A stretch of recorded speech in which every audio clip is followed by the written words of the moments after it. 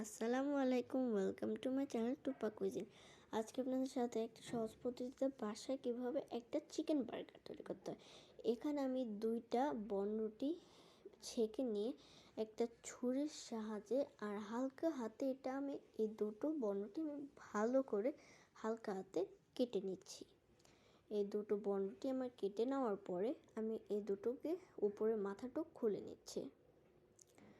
একটা চামচের সাহায্যে আমি এখানে একটু মেয়োনিজ মাখিয়ে নিচ্ছি দুটো বনরুটিতে।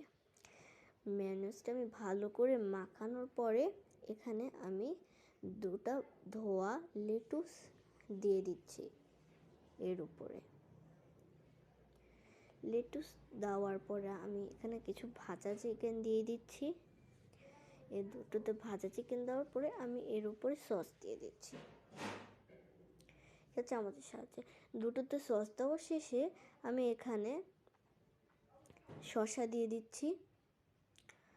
শসা দুটোতে আমার দেওয়ার শেষে আমি উপরের পার্টটুকু দিয়ে ঢেকে দিচ্ছি। বার্গার তৈরি।